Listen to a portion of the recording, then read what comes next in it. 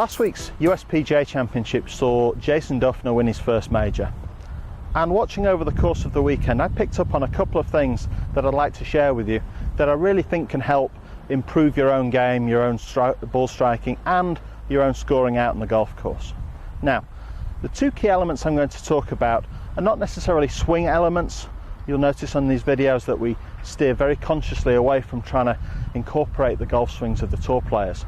However, a couple of things that he does in your game which I think could be really important for you. Number one, I'm going to call prepare and pull the trigger. Now, what does this mean?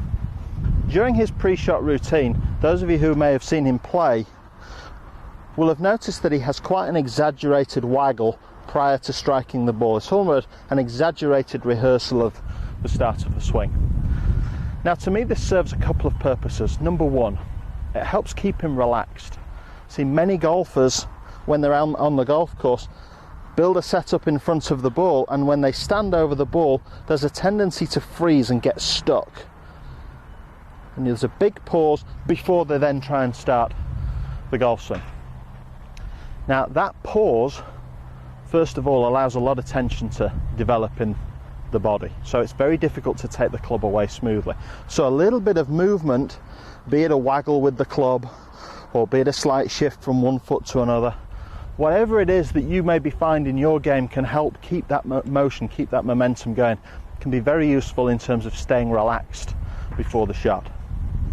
The second part of his routine is very much the pull the trigger element. Now, what does this mean? As he's prepared to hit the shot, during his routine he will have picked a very specific target out for the shot in question. Very often, for most good players, that's nothing to do with the flag. It could be a tree in the background, it could be a TV tower in his case, it could be any small thing to aim at in the background in the line of the shot that he's going to play. Now, having established that target, it's very important that we continue to glance up in the preparation for the shot. So not only is he waggling the club to stay relaxed, but he's also glancing down at the target, reinforcing the shot that he wants to play. Now, this is really important in terms of developing a very accurate picture, a very accurate decision about the shot you want to play. It's very difficult for negative thoughts to creep in while you're focused very clearly on the target that you're trying to hit.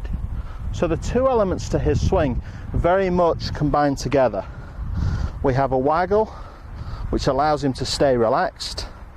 We have multiple looks at the target, and when he's ready to go, the time between the last look at the target and the start of the swing is very small, and that's crucial.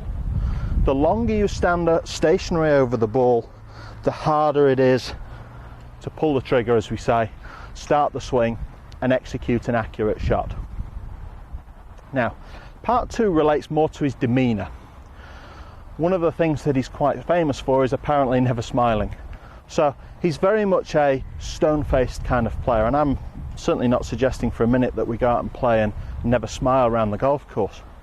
But when you're out there playing, I think one of the key elements you can learn is to avoid very much emotional peaks and troughs or roller coasters.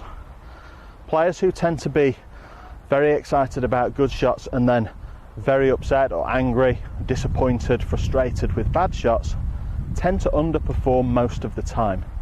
The more you can effectively, if you like, flatline your emotions, getting neither too excited when you play well, but especially not allowing yourself to get too frustrated or too down on yourself when you hit poor shots, that's very important for maintaining a consistent demeanour around the golf course, not just for one round, but over a period of time. So a great win for Jason Dufner. A couple of key things I think we can learn from that. As I say, non-technical, but I think if we look at how he prepares to hit a shot with waggles to stay relaxed, multiple looks at the target, and a consistent, if you like, flat line of emotion, I think you'll find if you can incorporate those couple of bits into your game, you'll start to hit more consistently good shots, but more importantly, you'll perhaps start to score more consistently over a period of time.